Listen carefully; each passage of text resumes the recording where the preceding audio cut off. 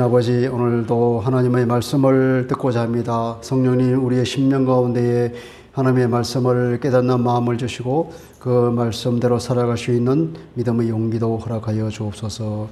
감사하며 예수 그리스도 이름으로 기도합니다. 아멘. 우리가 예수를 믿는다고 그러면서도 우리 삶에서 문제가 터질 때마다 우리가 두려움에 빠지죠. 그런 문제가 터질 때마다 늘 제가 깨닫는 것은 내가 믿음이 너무나 없구나 하는 것을 절감하고 있습니다. 여러분 어떻습니까? 그때마다 믿음으로 돌파해 나가는 믿음의 용사들이 되시기 바랍니다. 그러니까 믿음의 반응을 해야 되는데 우리가 그때마다 믿음의 반응을 잘 못한다 이거죠. 어저께도 저희 큰딸이 이제 최근에 사업의 문이 조금 열려서 이제 그동안에는 뭐 소소한 것만 이렇게 주문을 받다가 최근에 5천만 원짜리 주문을 받았다고요. 이게 너무나 큰 것이라 그냥 원가를 해주겠다고. 그래서 그 주문을 받았습니다. 일단 이제 그런 경험이 중요하니까.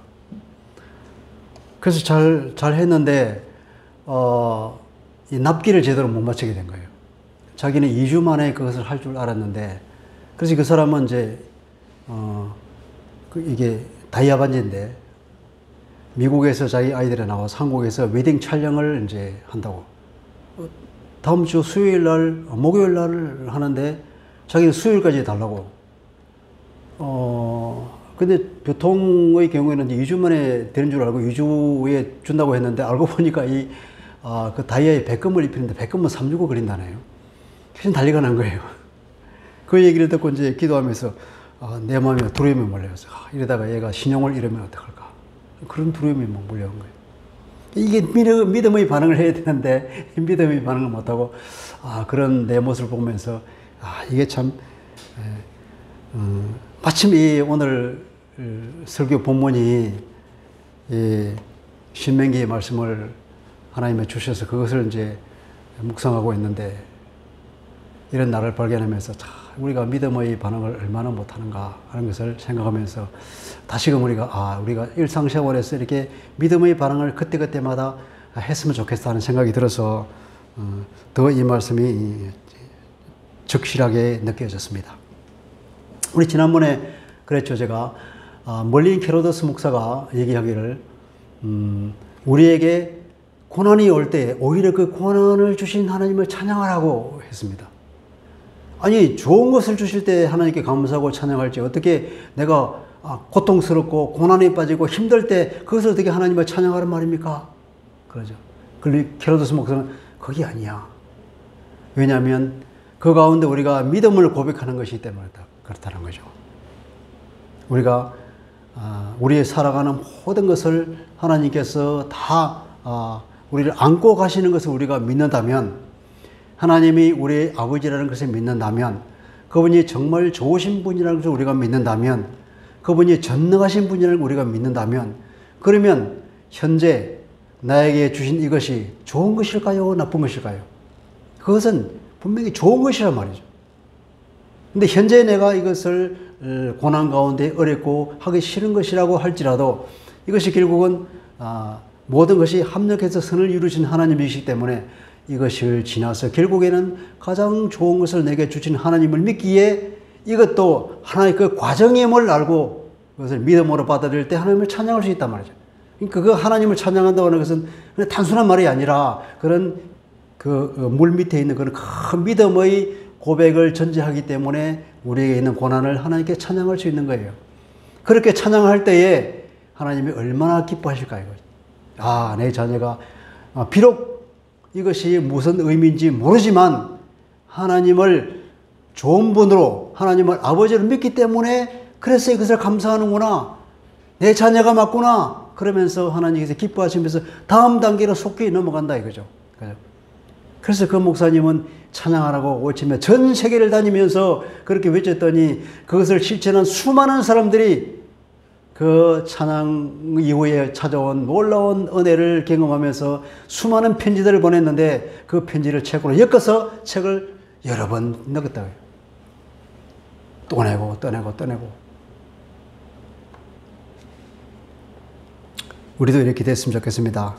자, 오늘 이 얘기는 무슨 얘기입니까? 이것은 이스라엘이 이제 출애굽을 해서 가데스 바니아라고 하는 곳에 이르러서 그들이 하나님을 배신한 반역한 그 가슴 아픈 역사의 한 장면입니다. 이 내용에는 민수기 13장, 14장에 잘 나오고 있는 얘기인데, 이 신명기에서 다시금 이제 모세가 이 출애굽 2세들에게 설교하면서 다시금 이 얘기를 꺼내고 있는 것입니다. 그러니까 이 내용의 자세한 얘기는 어디 있다? 민수기 13장, 14장에 그 스토리가 나와 있습니다. 자, 이게 보면은 우선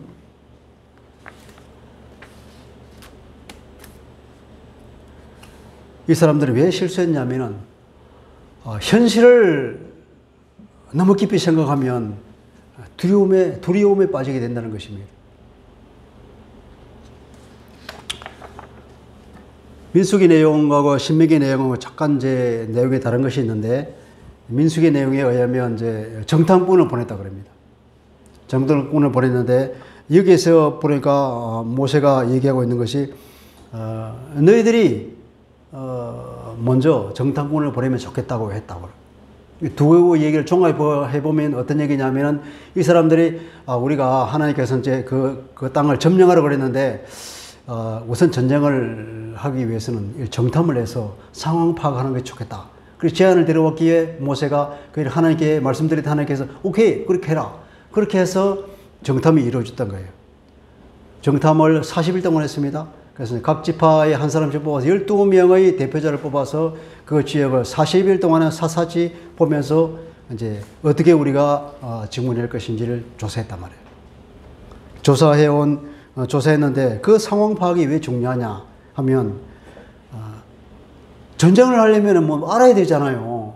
아무도 모르고 그냥 막 이제 전쟁한다는 거 무모한 일이죠. 우리 동양에도 유명한 그 손자병법에 있는 게 중요한 얘기가, 지피지기면 뭐라 그랬습니까? 백전백승이 아니고 백전불태다 말이에요.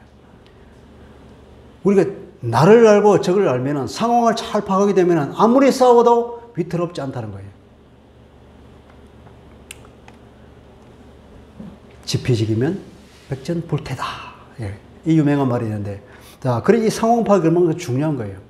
나를 알고, 거기에 되면 나를 알고 적을 모르고 싸우면 일성일패한데, 또 나도 모르고 적도 모르면 항상 패한다 그런 말이 있어요. 일단 나의 장점이 무엇이며 나의 단점이며 상대방이 어떤 강점이 있고 상대방이 어떤 약점이 잘 알아야 내가 그게 적절히 대응하는 거죠. 만약에 내가 불리하면 전쟁하면 안 되죠, 그죠? 그게 인간의 합리적인 생각입니다. 자, 그런데 여기서 이 사람들은 불행히도 그 현실에 너무 목도돼서 이 상황 파악을 하는 것이 좋은데, 상황 파악을 해보니까 이 사람들이 가보니까 땅은 정말 좋더이다 그래요. 그 에스콜 골짜기에서 이 포도송이를 따왔는데 너무 커서 두 사람이 메고 왔다 그러잖아요. 그래서 그 골짜기를, 그 포도송이를 따온 골짜기를 그 사람들이 이름을 그 에스콜이라고 봐요. 에스콜이 뭐냐면 소동이에요, 송이. 포도송이. 송이 골짜기라는 거죠. 포도송이 골짜기로. 그렇게 이름을 붙일 정도로, 보니까 저기들, 정말로 거기서는 하나님 말씀하신 대로 적과 꿀이는 흐르는 땅이더라고. 왜냐하면 광야만 봤으니까. 그런데 그들이 현실을 너무 묵상한 나머지 민수기 13장 28절에 의하면 그들은 너무 강하다고. 가보니까 그 주민은 강하고 성읍은 견고하고 너무나 크며 웅장한 거예요. 과연 내가 저기서 쳐들어갈 수 있을까? 도저히 난공불락의 성 같은 거예요. 사람들은 얼마나 큽니까? 그들은 네피림의 후손이 아낙 자손이다. 네피림 알죠, 그죠? 우리 그 창세기에 나와 있던 그 네피림, 그 전설 같은 그 거인들. 아나크라는 것은 히브리 말로 목이라는 뜻이에요. 목이 엄청 긴 거예요. 목이 긴다고 하는 것은 키가 정대같이 크다는 거죠. 거인족입니다. 31절에 하면, 민수기 13장 31절에 하면, 우리는 능히 올라가서 그 백성을 치지 못하리라. 그들은 우리보다 강하니라. 안 돼, 불가능해. 우리 28절 읽어볼까요? 28절 오늘 읽었는데 같이 읽어봅시다. 시작. 우리가 어디로 가랴? 우리 형제들이 우리를 낙심하게 말하기를 그 백성은 우리보다 장대하며 그 성읍들은 크고 성공은 하늘에 닿았으며 우리가 또 거기서 안악 자손을 보안으로 하는도다 하기로. 완전히 이 사람들이 그냥 거기 압도당해 버린 거예요. 우리 불가능해. 들어갈 수가 없어. 틈이 없어. 거기 민수기에 보면 우리가 볼 때는 거슬러 그러면 우리가 완전 메뚜기 같아. 거기 비하면 아마 그들도 우리를 생각하기를 우리를 메뚜기처럼 봤을 거야. 그렇게 얘기하는 거예요. 이게 비교 대상이 안 되는 거예요. 그들은 현실을 너무 강하게 보니까 두려움에 빠져버린 거예요. 현실을 묵상하면 두려움에 빠집니다.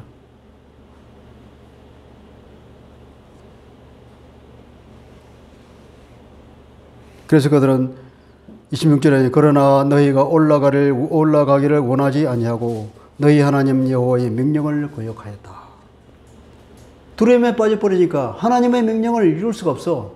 다리가 그냥 후달거려서 오금이 저려서 못 올라가는 거예요. 그러니까 불순종에 빠져버리는 거죠. 하나님의 명령을 수행할 수가 없어. 믿음이 다 떨어져 버렸으니까. 야고보서는 2장 26절에 이렇게 말합니다. 행함이 없는 믿음은 죽은 것이다.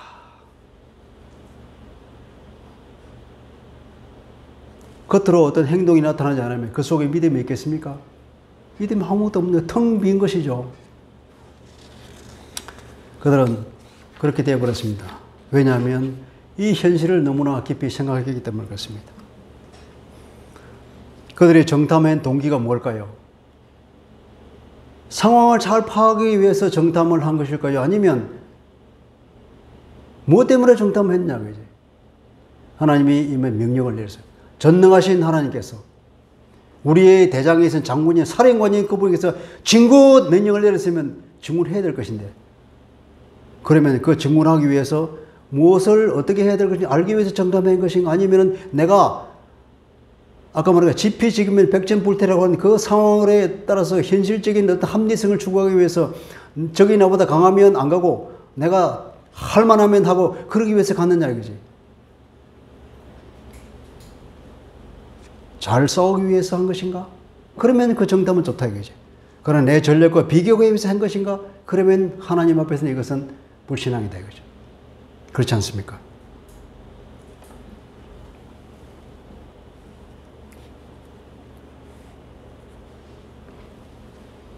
이 정탐은 민수기에 의하면 하나님의 명령이라고 그랬지만 신명기에 의하면 그들의 요청에 의해서 하나님이 허락한 것이다 그랬죠. 그러니까 이들은 과연 우리가 싸울 만할 대상인지 아닌지 보러 갔다는 거예요. 어떻게 우리가 전략을 세워서 싸울지 그걸 연구하기 위해서 간 것이 아니라 내가 과연 할 만할지 안 만할지 그거 보러 간 거예요. 보고는 기가 질려가지고 그냥 이것은 그들의 신앙이 완전하지 않았다는 증거입니다. 그들의 불신앙은 어땠습니까? 28절 보니까 우리가 어디로 가랴 낙심하니까 그 형제들이 우리의 형제들이 그 사람들은 12명의 정탐꾼들입니다. 우리를 낙심하게 하여 말했다 그럽니다. 온 공동체를 다 낙심시켜버린 거예요. 그래서 어떻게 됐습니까? 모든 공동체가 다 집에 들어가서 그냥 텐트에 들어가서 울고 나자빠지고 난리가 났다는 거 아닙니까? 그들은 하나님의 크신 이적을 믿음의 눈으로 바라보지 못했던 것이죠. 하나님이 얼마나 크신 이적을 했습니까? 얼마나 크신 능력으로 큰 팔과 편 손으로 그 막강한 세계 최강의 그 이집트 파라오로부터 자기들을 구출했는가? 그리고 홍해를 하나님의 능력으로 건너가시는가? 그 두렵고 큰 광야를 건넜는가 하는 것을 믿음의 눈으로 바라보지 못했던 것입니다. 우리 하나님이 얼마나 크신 분인가? 우리 하나님이 얼마나 우리를 사랑하시는가? 그걸 보지 못했다는 거죠. 홍해 사건 보십시오. 홍해를 건너고 나서 이제 출애굽기 15장에 보면은 이제 모세와 그 누이 미리암이 소고를 치며 춤을 추며 하나님을 찬양하는 내용이 나오죠. 거기 보면은 열방을 두려움에 사로잡게 했다고 그들이 하나님을 찬양했습니다. 아니 어떻게 홍해를 마른 땅같이 건너고 그 막강한 철병기를 가진 파라오 군대가 그 물속에 다 수장되어 버리고 그 소리를 들었던 주변의 모든 열강들이 어떻게 되면 간담이 서늘해지고 완전히 이 마음이 녹았지 않겠습니까? 그 얘기를 듣고는. 야, 이스라엘의 하나님 여호와 정말 무서운 분이구나. 정말 전능하신 분이야. 그들이 들어오면 우리는 이제 다 죽었구나. 그렇게 다 생각했던 것입니다. 또 아말렉과의 전쟁이 있었습니까? 않습니까? 아말렉의 전쟁이 보니까 그 전쟁의 결과는 어떻습니까? 기도하니까 이기고 손을 내리니까 지고. 그래서 모세가 손을 못 내들어 양쪽에 두 사람 손을 들고 끝까지 있었으니까 완전히 쳐서 이겼다 그러잖아요. 그리고 하나님께서 말씀하시기를 전쟁은 누구에게 속한 것이냐? 하나님이 대신 싸우신다고. 출애굽기 17장 16절 말씀입니다. 여호와께서 맹세하시기를 여호와가 아말렉과 더불어 대대로 싸우리라. 하나님의 너를 대신해서 싸우신다는 말씀을 하나님 하셨다 이 말이에요. 그리고 그들이 나올 때에 식량이 한 달쯤 되니까 식량이 떨어지잖아요. 식량이 다 떨어졌을 때에 그들이 어땠습니까? 하나님께 하늘에서 만나를 내려주셨습니다. 기적 같은 일이 벌어졌죠. 우리의 공급자는 하나님이시다 하는 것을 하나님께서 가르쳐 주신 거예요. 싸움은 내가 하는 것이다. 공급자는 누구냐? 내가 다 공급한다. 위험은 어떻게 하냐? 내가 다 커버해 준다. 모든 것을 다 완벽하게 보호해 주시고 이끌어 주시는 그 하나님의 전능하심과 그 능력을 그들은 믿음의 눈으로 바라보지 못하고 오히려 현실을 바라보면서 그 모든 것보다 크신 하나님이 아니라 그 현실의 그 안악자손과 그 성을 보면서 기가 죽어버렸던 것이 아니겠습니까? 그들은 드디어는 자기의 불신을 이제 합리화시킵니다. 25절에 보니까 그 땅의 열매를 손에 가지고 우리에게 돌아와서 우리에게 말하여 이르되 우리 하나님 여호와께서 우리에게 주시는 땅이 좋더라. 정말로 그 땅은 좋더라. 제대로 보고를 했죠. 그렇게 했는데 민수기 14장 32절에 보니까 무슨 말 하냐면 이제 우리는 거기에 전쟁은 불가능하다. 좋은 땅은 좋은데 못 간다 이거죠. 그러면서 그 정탐한 땅을 악평하여 이르되 우리가 두루 다니며 정탐한 땅은 그 거주민을 삼키는 땅이요. 어째 이런 말을 할 수 있을까요? 거주민을 삼키는 땅이라고 악평한단 말이에요. 그건 전혀 사실과 다른 얘기 아닙니까? 무슨 근거로 그런 말을 해요? 오로지 자기들의 불신앙을 합리화시키는 것 뿐입니다. 왜 그렇게 말했을까요? 실제 이유는 그들의 두려움 때문입니다. 28절에 보니까, 뒤에 보니까 우리가 또 거기서 안악 자손을 보았노라 했도다. 그 거인들을 보니까 기가 죽어서 두려움에 사로잡혀서 이제 못 올라가니까 그것을 합리화시키기 위해서 그 땅은 그 주민을 삼키는 더러운 땅이다. 그들이 장막 중에서 원망했습니다. 27절에 보니까 장막 중에서 원망하여 이러기를 그랬습니다. 여호와께서 우리를 미워하심으로 아모리 족속의 손에 우리를 넘겨 멸하시기로 우리를 애굽 땅에서 인도하여 내셨도다. 이런 얼토당토하는 얘기를 하고 있죠. 하나님 우리를 이끌어내서 말이야. 저 아모리 족속의 손에 다 죽게 만들려고 이집트의 손에서 파로의 손에 우리를 끌어냈다고. 어째 이런 일을 할 수 있을까요? 두려움에 빠지니까 이런 말도 안 되는 지경까지 이르게 된다는 것입니다. 우리도 마찬가지. 우리도 두려움에 빠져서 어떤 일이 생기면 우리를 합리화의 급급해서 말도 안 되는 소리를 하고 있는 것이 우리죠. 두려움에 빠지면 이성이 작동 안 합니다. 분노에 빠져도 우리가 이성이 작동 안 해요. 그러니까 나중에 생각해보면 내가 왜 그런 말을 했을까 할 정도로 그 어리석은 말과 행동을 하게 되는 것이 인간입니다. 하나님에 대한 험담이죠. 하나님을 아주 나쁜 사람으로 매도한 거 아닙니까? 얼마나 하나님 마음이 아프시겠어요. 너무나 그렇게 불신에 빠지니까 모세가 열심히 격려해도 안 듣는 거예요. 내가 너희에게 말하기를 그들을 무서워하지 말라 두려워하지 말라 너희보다 먼저 가시는 너희 하나님 여호와께서 애굽에서 그랬던 것처럼 여기서 또 너희를 위해서 싸우실 것이다. 그렇게 격려했지만 그들의 말을 안 들었습니다.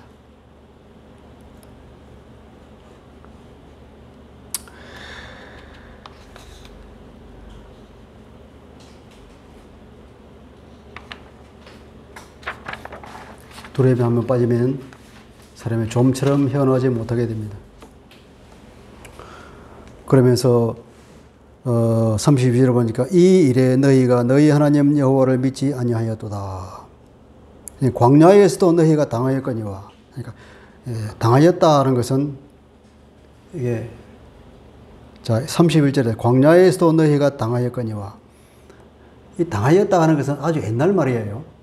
그 당시에는 이게 당하였다는 것은 경험했다 그런 뜻으로 쓰여 있는데 오늘날은 이런 당하였다는 것은 피해를 입었다 이런 뜻으로 우리가 해야 되잖아요. 이런 말을 바꿔야 되는데 원문은 광야에서 너희가 보았거니와 하는 거예요.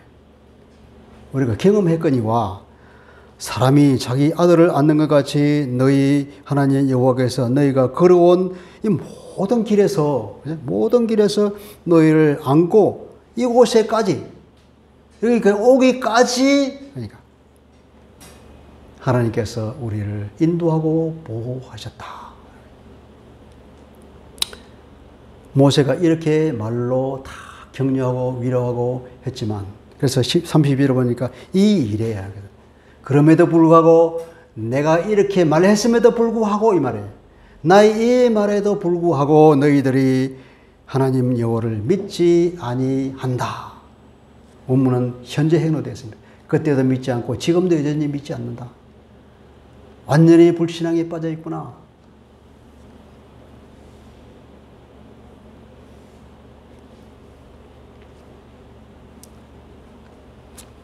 민수기 14장 11절에 의하면 이렇게 말씀하고 있습니다. 이 백성이 어느 때까지 나를 멸시하겠느냐. 그들의 불신앙의 말은 하나님 보시길 때는 하나님 자신을 멸시한다고 생각하는 거예요. 그렇지 않겠습니까? 내가 한 말이 있는데 그 말을 완전히 무시해버리는 거 있죠. 그러면 어떻게 됩니까? 그러면 그 말한 사람의 인격을 무시하는 거 아닙니까? 그러니까 멸시당하는 느낌이 들겠죠. 그죠? 우리 인간관계도 그렇잖아요. 내가 한 어떤 말을 했어. 근데 말을 완전히 무시해버려요. 그러면 내가 어떻게 됩니까? 우리가 흔히 그런 말을 하죠. 내가 말을 했는데, 근데 뭐 카톡에서 말을 했다 답장 안 해줘. 무슨 디스한다 그러죠. 디스. 내 인격을 무시한다 이거예요. 하나님께서 그렇게 말씀해. 나를 멸시하겠느냐. 하나님 말씀을 안 들으면 하나님께서는 우리 그렇게 나를 멸시하냐? 나를 무시해? 그런 건 아닙니까? 실제로 우리가 그러면 하나님을 무시하는 것입니다. 내가 그들 중에 이 많은 이적을 행하였으나 어느 때까지 나를 믿지 않겠느냐. 그들의 불신앙을 하나님이 지적하시는 것입니다. 하나님 얼마나 억울하고 참담한 심정이겠습니까? 오늘 우리도 그렇게 하고 있지 않을까요? 우리가 얼마나 하나님의 마음을 참담하게 만들면 하나님을 멸시하고 하나님의 인격을 손상하고 하나님의 가슴에 못질을 하고 우리가 부모의 가슴에 못질을 하는 말을 하듯이 이 말을 들으면서 우리가 각성해야 되겠죠. 하나님은 인격체라는 말이죠. 우리가 대화를 나누는 우리 부모와 같이 생각해야 되는 거죠. 눈에 안 보인다고 해서 우리가 이렇게 함부로 말하고 이렇게 불평하면 그런 일이 생긴다는 것입니다. 그리고 이 불신을 곱씹으면 점점 불신은 증가합니다. 커집니다. 문제를 곱씹으면 문제는 자꾸 커지는 거예요. 문제 대신 우리 전능하신 하나님을 자꾸 바라보면 그 문제는 상대적으로 작아지는데 하나님을 안 보고 문제만 바라보면 문제가 자꾸 커지는 게 이게 놀라운 현상입니다. 자, 그렇게 해서 그들이 자꾸 불신을 곱씹으니까 점점 그 불신이 커져서 이제 그들이 감당할 수 없는 지경이 되어버렸어. 그러니까 그 이스라엘 백성들이 어떻게 했을까요? 아까 말했죠. 통곡했습니다. 민수기 13장을 한번 봅시다.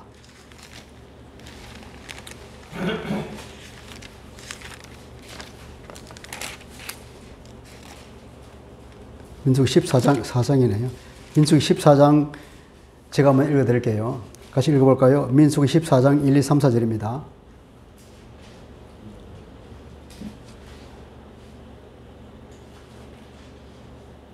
민수기 14장 1절부터 4절까지 같이 읽어봅시다. 시작. 온 회중이 소리를 높여 부르짖으며 백성이 밤새도록 통곡하였더라. 이스라엘 자손이 다 모세와 아론을 원망하며 온 회중이 그들에게 이르되 우리가 애굽 땅에서 죽었거나 이 광야에서 죽었으면 좋았을 것을 어찌하여 여호와가 우리를 그 땅으로 인도하여 칼에 쓰러지게 하려 하는가. 우리 처자가 사로잡히리니 애굽으로 돌아가는 것이 낫지 아니하랴. 이에 서로 말하되 우리가 한 지휘관을 세우고 애굽으로 돌아가자. 어떻게 됐습니까? 드디어는 그들이 반란을 일으킬 기세까지 처해진 거예요. 이게 하나님을 바라보지 않고 현실을 본 결과 점점점 그것이 발전해서 이제 완전히 사람을 반란을 일으키는 지경까지 처해버렸단 말이죠. 이게 사탄이 우리를 속여서 이렇게 하나님을 대적하고 반란을 일으키기까지 만드는 엄청난 위력을 가지고 있어요. 한번 빠지면 이렇게 위험하게 됩니다. 하나님은 우리에게 그러나 믿음을 요구하십니다. 광야 길을 뚫고 나가는 데는 믿음이 필요하죠. 얼마나 힘든 과정입니까? 우리 인생의 광야길에도 믿음이 필요합니다. 얼마나 많은 위험들과 얼마나 많은 고통들과 고난들과 사탄이 우리를 유혹하고 우리가 얼마나 많이 넘어지고 그런 일이 생깁니까? 그럴 때마다 그것을 다시 일어서고 다시 뚫고 나가기 위해서는 믿음이 반드시 요구된다는 거죠. 하나님께서는 그 우리의 믿음을 시험하기 위해서 광야와 같은 우리 인생을 허락하신 거예요. 아니 우리가 예수를 믿었으면 그냥 잘 되고 그때부터 그냥 모든 것이 그냥 잘 되고 원하는 대로 되고 바로 여기서 행복하게 살다가 주님의 품에 안기면 얼마나 좋을까만은 그건 우리 생각이요. 하나님께는 안 그러세요. 왜 안 그런지는 모르지만 천국에 가보면 알겠지만 우리가 일단 여기서 광야의 인생을 걸어가야 하는데 마치 이스라엘 사람들이 애굽에 출애굽을 해 나와서 그 광야길을 걸었듯이 그 어려운 이 현실의 길을 걸어야 된다는 거죠. 그 현실의 길을 걸으면서 우리는 무엇을 키우느냐? 믿음을 키우는 과정이죠. 믿음을 키우는 과정. 광야의 길은 내 믿음을 시험하는 학교라고 볼 수 있습니다. 자, 시험은 왜 칩니까? 시험은 누구를 위해서 시험을 봅니까? 선생을 위해서 시험을 보나요? 학생을 위해서 시험을 보나요? 시험은 내 실력을 점검하기 위해서 시험을 보잖아요. 시험을 보고 어디가 부족했다는 걸 알면 그것을 더 공부하고 그래서 그 실력을 점점 더 강화시키는 거 아닙니까? 시험을 안 보면 그냥 내가 뭐 실력이 좋은지 나쁜지 모르고 내가 배운 거 제대로 깨달은지 깨우쳤는지 모르고 지나가잖아요. 그런데 시험을 보므로 인해서 내가 모르는 것 자체 회복하게 되고 배웠던 것을 다시 점검해서 알게 되는 거예요. 나를 강하게 하는 것입니다. 결국 시험은 나를 위한 것이죠. 하나님께서 우리가 광야길을 지나면서 믿음을 시험하는 것은 내 믿음을 키워주시기 위한 하나님의 배려이죠. 우리의 믿음의 근거는 어디에 있을까요? 우리가 하나님을 믿습니다. 그리고 예수 그리스도를 믿습니다. 그러니까 왜 그분을 믿을까요? 믿는다고 하는 뭡니까? 구원 얻는 믿음이 아닌 그냥 우리가 예수 하나님을 믿는다고 해서 그분을 신뢰하는 것이죠. 그죠? 하나님이 말했다면 그 말을 진실의 것을 믿는 것입니다. 아버지가 말했습니다. 그 아버지 거짓말. 그 거짓말이 아니고 아버지가 말한 것은 진실이라고 믿는 거예요. 하나님이 말씀하신 것을 곧이곧대로 믿는 것입니다. 그것이 신뢰하는 것이 믿음인 거예요.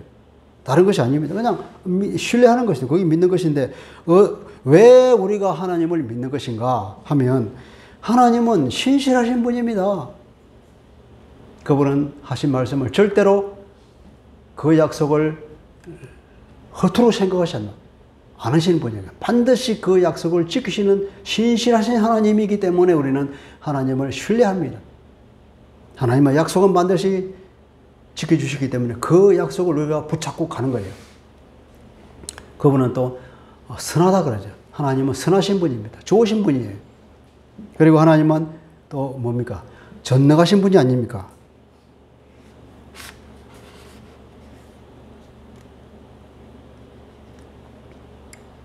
지금 이거 하고 있습니다.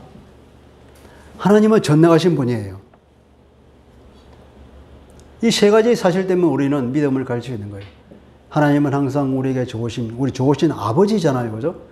독생자를 보내서까지 우리를 구원하신 얼마나 좋으신 분입니까? 그 주님의 십자가야말로 하나님은 우리를 얼마나 사랑하시는지 그 증거라고 말할 정도로 하나님 우리를 사랑하신 우리 아버지라는 거예요. 좋으신 분이에요. 그 하나님께서 전지전능하신 분입니다. 하나님께서 자기 약속을 반드시 지키시는 분으로 우리가 성경과 역사를 통해서 다 정병이 되고 있지 않습니까? 그러니 우리는 하나님이 하신 말씀이 반드시 진리인 것을 믿고 반드시 해줄 약속을 지키시는 분을 알고 그것만 믿고 가면 되는 거예요. 그런데 우리는 전능하신 하나님, 우리가 모르는 것을 하나님이 말씀하시는 것을 우리가 두려워하기 때문에 잘 안 믿는 거죠. 그 두려움을 떨쳐버리고 전능하신 하나님을 바라볼 때 우리는 믿음을 지킬 수가 있게 됩니다. 이스라엘이 하나님을 원망한 것은 완전히 사실을 왜곡한 것이고 하나님의 그 은혜에 대한 배은망덕이고 하나님에 대한 반역인 것입니다. 우리는 이런 오류에 빠지지 말아야 할 것입니다. 하나님은 어떤 분이십니까? 하나님은 우리 대신 싸워주시고 우리와 이 광야길을 함께 가시는 분이라고 모세가 다시 일깨워주고 있잖아요. 출애굽의 역사를 보라 이거죠. 그 30절이면 너희보다 먼저 가시는 너희 하나님 여호와께서 애굽에서 너희를 위하여 너희의 목전에서 모든 일을 행하신 것 같이 과거에 그렇지 했잖아요. 과거를 돌아보라. 출애굽할 때 얼마나 놀라운 능력을 보이시고 우리에게 사랑을 베푸셨는지 10가지의 재앙으로 바로를 꺾어버렸습니다. 홍해 사건을 통하여서 하나님의 전능하심을 보여주셨습니다. 그 광야길을 인도하신 하나님을 보라는 거죠. 31절에 광야에서도 너희가 경험했거니와 사람이 자기 아들을 안는 것 같이 너희 하나님 여호와께서 너희가 걸어온 이 모든 광야길에서 그 어려운 광야길에서 너희를 안아서 품에 안고 이곳에 이르기까지 하나님이 우리를 돌보시게 인도하시지 않았냐. 우리가 이 자리에 있는 이것 누구 덕분에 왔냐? 하나님의 돌보심과 하나님의 은혜 때문에 왔지 않냐? 오늘 우리가 이 현장에 오늘 여기까지 있는 것까지 누구의 덕분입니까? 내 능력으로 왔습니까? 아닙니다. 오직 하나님의 능력과 은혜로 이런 것입니다. 그것을 우리가 바라보라는 거죠. 우리 그런 일을 하잖아요. 내가 어려울 때에 뒤를 보라면 항상 발자국이 2개 있는데 주님이 나와 함께 오셨거든요. 근데 내가 가장 힘들 때에 왜 주님이 없습니까? 발자국이 2개밖에 없네요. 그러면 그렇지. 내가 왜 어려운 일이 있더니 주님이 없었군요. 그 주님이 하신 말씀이 야야 그때는 내가 너를 얻고 왔단다. 그러잖아요. 아들을 아는 것이 그 광야길을 걸으신 하나님. 모세가 그렇게 설명하고 있습니다. 마라의 썸물을 보십시오. 그것을 달게 만들어서 물을 먹게 만들고 만나를 주셔서 굶어 죽지 않게 만들고 뒤에 보니까 그 40년의 광야에 걸을 때 옷도 떨어지지 않고 신발도 닳지 않고 어떻게 그런 일이 있을 수 있습니까? 40년을 한계를 채웠는데 옷이 안 떨어졌어. 그 신발도 안 떨어졌어. 누구의 능력입니까? 하나님의 돌보심 아니겠습니까? 모세는 그렇게 말합니다. 이와 같이 이번에도 하나님이 우리를 위해서 싸우실 것이라고 그렇게 말하고 있죠. 하나님은 또 어떤 분입니까? 33절에 가면 우리를 앞서가시는 하나님. 33절 다 같이 읽어볼까요? 시작. 그는 너희보다 먼저 그 길을 가시고 장막실 곳을 찾으시고 밤에는 불로 낮에는 구름으로 너희가 갈 길을 지시하신 자이시니라. 아멘. 그렇습니다. 우리의 모든 인생길에 우리가 가야 할 길을 가르쳐주고 우리가 머무를 곳을 가르쳐주고 인도하시는 그 전능하시고 선하신 하나님. 우리의 인생길에도 그런 하나님을 우리가 경험하고 있습니다. 우리가 깨닫지 못해서 그렇지. 가만히 곰곰이 우리의 뒤를 생각해보면 그런 하나님이었습니다.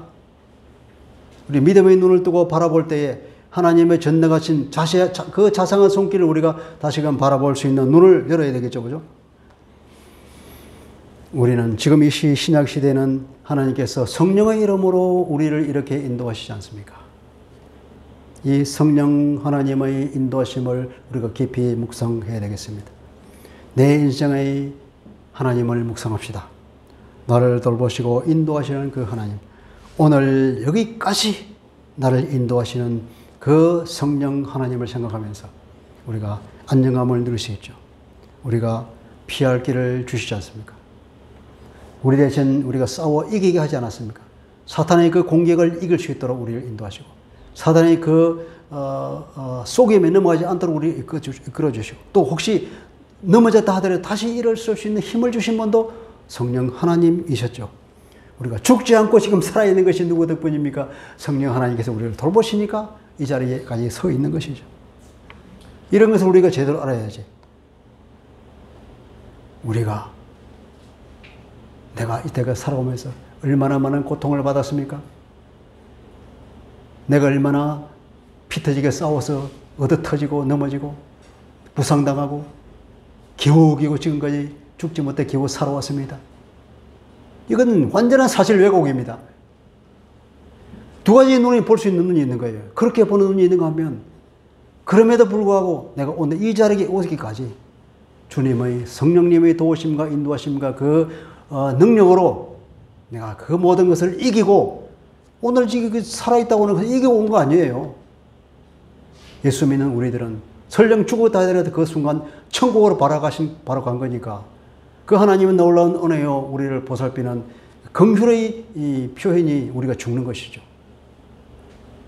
이런 눈을 우리가 열어야 되는 겁니다.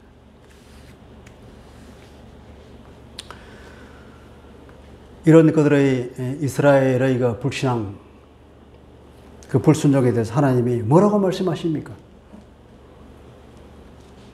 하나님은 우리의 말을 다 들으시는 하나님이라고 합니다. 하나님은 인격적인 하나님이십니다. 하나님은 우리 머릿속에 있는 관념적으로만 있는 그런 하나님이 아닌 것이에요. 하나님은 우리와 같이 말하고 우리와 같이 생각하고 우리와 같이 감정을 가지십니다. 왜냐? 우리가 하나님의 형상을 따라서 창조되었기 때문에 우리가 그분을 못 사잖아요. 우리가 감정했습니다. 누구를 닮았습니까? 하나님을 닮았습니다. 우리에게 생각했습니다. 말을 합니다. 누구를 닮았습니까? 하나님을 닮은 거예요. 하나님이 하나님께서 말씀하시고 하나님은 생각하시고 계획을 하시고 그리고 감정도 가지시고 미워하시기도 하고 사랑하시기도 하고 그분을. 그런데 우리가 말하는 것과 우리가 생각하는 걸 하나님이 다 들으시면 하나님의 감정이 어떻겠습니까? 우리의 모든 생각과 말을 읽고 들으시는 인격의 하나님. 34절에 보니까 여호와께서 너희의 말소리를 들으시고 그 말을 듣고 하나님께서 기분 나빠서 노하셨다는 겁니다. 민수기 14장 27절에는 이렇게 말하고 있습니다. 이스라엘 자손이 나를 향하여 원망하는 바 그 원망하는 말을 내가 들었노라. 그렇게 말해요. 하나님께서. 내가 분명히 들었다고. 내가 하는 말 하나님이 다 듣고 계십니다. 시편 139장에는 더 자세하게 말하고 있습니다. 대표적으로 2절을 보면 주께서 내가 앉고 일어섬을 아시고 멀리 있어도 나의 생각을 밝히 아시오며 생각까지도 그냥 다 아신다는 거예요. 그 모든 더러운 생각에도 불구하고 하나님께서는 그것을 모른 체하고 그냥 덮어두시는 은혜의 하나님이시죠. 우리 말 조심합시다. 다 들으시는 거예요. 이렇게 너무 심하게 말하면 하나님께서 노하신다는 겁니다. 35절에는 이 악한 세대 사람들 중에 내가 그들의 조상에게 주기로 맹세한 좋은 땅을 볼 자가 하나도 없으리라. 뭐라고? 맹세하면서 말했다는 거예요. 얼마나 하나님께서 노하셨는지. 이 사람들은 절대 안 돼!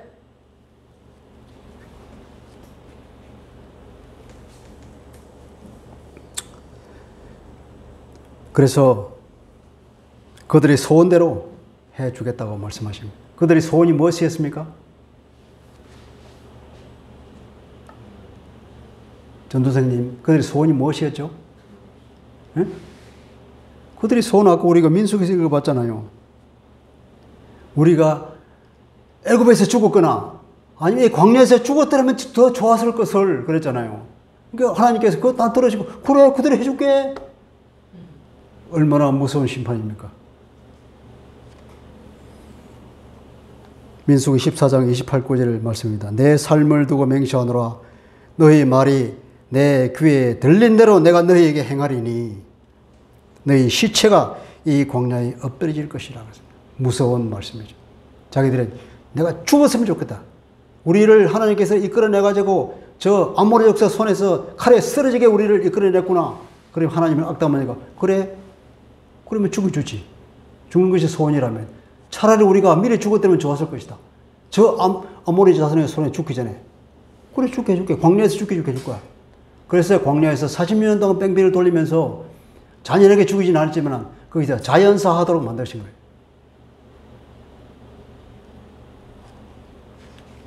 하나님의 그 놀라운 그 섭리와 그 엄청난 스케일을 보십시오. 광야에서 뺑뺑이 돌리는 것이 그냥 뺑뺑이 돌리는 게 아니에요.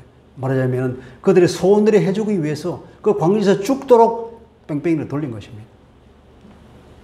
그러면서 뭡니까? 한편으로는 그들에게 믿음을 키워주는 거죠. 이제 광야 생활을 열리면서. 불순종과 불평의 말 가운데서 무심코 내뱉은 이 말이 나를 파멸시킬 수 있다는 것을 우리가 깨달아야 할 것입니다. 순종하는 사람에 대해서 하나님께 어떻게 은혜를 주십니까? 36절에 볼까요? 오직 예본네의 아들 갈렙은 온전히 여호와를 순종하였으므로 그는 그것을 볼 것이요 그가 밟은 땅을 내가 그와 그 자손에게 주리라. 이렇게 순종하였다고 나와요. 여호와를 순종하였다. 원문은 어떻게? 여호와의 뒤를 쫓았다. 여호와께서는 앞서 나가시죠. 여호와께서 앞서 나가시면 그 뒤를 열심히 부지런히 쫓아가는 것. 그것이 순종하는 거죠. 하나님이 앞서 가시고 우리는 뒤쫓아가는 것. 그런 그림.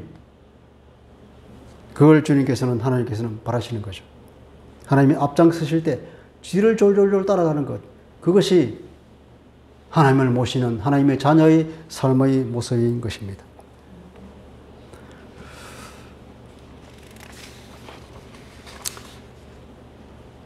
그들이 순종할 때는 큰 은혜가 있었죠. 그런데 그들이 요단강을 건널 때는 어떻게 했습니까? 드디어 이제 믿음의 이세들이 출애굽 이세들이 요단강을 건널 때 그때는 요단강물이 흘러 넘쳤어요. 한여름에 이제 그 헐몬산에 있는 그 만년설에 녹아서 물이 확 흘러내려거든. 물이 이만큼 다 차가지고 이제 홍수가 날 지경이었다. 그때 건너라는 거예요. 건널 때 어떻게 했느냐. 법궤를 메고 먼저 제사장들이 건너라는 거예요. 그때 그들이 믿음으로 순종했습니다. 제사장들이 법궤를 메고 그 요단 강물에 발을 딱 들어놓는 순간 어떻게 됐습니까? 저 위에서부터 강물이 그냥 딱 끊겨버리는 거예요. 물이 그냥 하늘로 치솟아 이렇게. 그리고 밑에 물이 다 빠져버리니까 어떻습니까? 근데 마른 땅을 건넜다고 그랬습니다. 믿음의 행동을 했을 때 하나님께서 기적을 일으켜 주신 것입니다. 믿음의 행동을 보이던 갈렙에게는 드디어 헤브론 정복의 은혜를 베풀어 주셨습니다. 하나님께서는 또 미성년자들은 어떻게 했습니까? 미성년 애들에게는 책임이 없다 그래서 그들은 살려주시지 않습니까? 그 당시 20세 미만들은 책임을 면제시켜줬죠. 39절 아닙니까? 너희가 사로잡히리라고 하던 너희 아이들과 그 당시에 선악을 분별하지 못하던 너희 자녀들, 20세 미만의 자녀들이에요. 그리로 들어갈 것이라. 내가 그 땅을 그들에게 주어 산업이 되게 하리라. 그렇게 말씀하시고 있습니다. 자, 말씀을 정리해 보겠습니다. 하나님은 어떤 분이십니까? 앞서 일하시는 전능하신 하나님. 지금 독생자를 우리에게 주셔서 우리가 영생을 주신 하나님. 하나님의 보호는 완전하시죠. 근데 다니엘과 그 세 친구를 보십시오. 하나님이 보호해 주시면 그 불구덩이에서 살아남는 거 아닙니까? 그 사자굴 속에서 다니엘이 살아남았지 않습니까? 히스기야와 아수르 군대 18만 5천 명을 보십시오. 아수르 군대 당시 최강의 세계를 제패할 군대가 18만 5천 명이 예루살렘을 둘러싼 데 불구하고 하나님께 하루아침에 하룻밤 사이 그들 다 쳐부순 하나님의 완전하신 그 보호하심을 보십시오. 하나님의 보호는 완전하신 것입니다. 그리고 신약에 와서는 로마서도 말하기를 합력하여서 선을 이루어 주시는 전능하신 하나님. 그 하나님을 우리는 모시고 있습니다. 그래서 우리 앞에는 항상 두 갈래 길이 있습니다. 순종하는 길과 불순종하는 길이 있습니다. 우리가 현실을 바라볼 때는 어떻습니까? 두려움에 빠지게 되고 불신에 빠지게 되고 불순종에 빠지고 더디는 어떻게 심판에 이르게 되는 그런 멸망의 길을 가게 되고, 그러나 마녀보다 크시고 좋으신 하나님을 바라볼 때는 어떻게 됩니까? 우리가 안정감을 가지게 됩니다. 믿음을 회복하게 되고 그렇게 순종할 수 있게 되는 거죠. 그래서 약속의 땅에 진입하게 됩니다. 하나님을 묵상하면 약속의 땅을 진입하게 되고 현실을 묵상하면 심판의 나락에 떨어질 위험이 커집니다. 우리가 믿음의 길, 순종의 길이냐, 불순종의 길이냐, 아니면 그런 심판의 길이냐. 이것은 바로 무엇을 묵상하느냐에 따라서 달라지죠. 결국은 믿음이 세상을 이기는 것입니다. 아멘이시죠? 아멘. 우리가 주님을 믿고 순종하며 살 때 우리는 영생을 반드시 얻게 되겠습니다. 세상은 사탄이 지배하고 있죠. 아직도. 이 세상은 우리를 무너뜨리려고 하는 거죠. 그래서 우리는 믿음의 싸움이 필요합니다. 항상. 우리가 문제가 생길 때 하나님이 어떤 분인가를 묵상합시다. 전지전능하시고 나를 지극히 사랑하시고 완전히 보호하시는 하나님, 언제나 합력하여 선을 이루어 주시는 하나님, 문제보다 그 크신 하나님을 바라볼 때에 우리는 두려움과 불신에 빠지지 않게 됩니다. 그래서 믿음으로 문제를 극복할 수가 있죠. 항상 우리가 하나님을 묵상해야 됩니다. 우리가 걸어온 길을 되돌아보면서 하나님께서 우리가 어떤 은혜를 베풀어 주시는지 그 전능하신 그 자비로운 손길을 항상 다시금 되돌아볼 때에 앞으로 미래도 그를 하나님을 기대하면서 확신과 믿음을 더 돈독하게 할 수 있는 거죠. 우리에게는 과거와 달리 성령 하나님께서 우리 안에 계시지 않습니까? 성령의 인도만 잘 따르면 우리가 승리할 수 있습니다. 바울은 그래서 늘 바울이 하는 말은 결론은 뭡니까? 성령의 인도를 받아라. 네 능력으로 살지 말고 네 생각으로 살지 말고 항상 성령의 인도를 받으면 육체의 소욕을 이루지 않고 늘 승리하게 된다고 누누이 말하고 있죠. 세상의 말소리는 온통 우리를 무너지게 하는 사탄의 말소리를 가득 차 있죠. 세상의 말에는 만약에 불신의 독으로 가득 차 있단 말이에요. 해독제가 우리에게는 필요합니다. 해독제가 무엇일까요? 그 하나님을 묵상하는 것입니다. 성경을 읽어야 됩니다. 믿음은 들음에서 나며 들음은 하나님의 말씀으로 말미암는다고 로마서 10장에서 말하고 있습니다. 항상 우리가 말씀을 읽음으로써 주님을 만나고 그래 믿음을 회복할 수가 있습니다. 그렇게 합시다. 아멘. 이 믿음이 행동으로 나타나는 것이 무엇입니까? 순종이라는 말입니다. 순종의 삶을 살아서 승리의 기쁨을 만끽합시다. 아멘. 우리가 하나님을 기쁘시게 하는 삶을 삽시다. 아멘. 네, 기도합시다. 하나님 아버지, 오늘 그 유명한 가데스 바네아 반역 사건을 보면서 우리가 어떻게 살아야 할 것인가를 배우게 됩니다. 하나님 아버지, 우리가 이 신약의 시대를 살면서 우리에게 주신 성령 하나님의 인도를 잘 따라서 우리가 걸어왔던 그 길을 되돌아보면서 하나님께서 성령 하나님께서 우리를 어떻게 사랑하시고 어떻게 우리를 보호하시고 어떻게 우리를 이끄셨는지를 생각하면서 그 전능하시고 자비로우시고 선하신 하나님을 보면서 앞으로 우리를 이끄실 그 하나님을 기억하면서 우리가 다시 믿음을 회복하고 주님이 하나님께서 기뻐하시는 그 삶을 살아서 우리가 이 땅에 능히 승리하고 능히 저 놀라운 길에 들어가는 복을 우리에게 허락하여 주옵소서. 감사하며 예수님 이름으로 기도합니다. 아멘.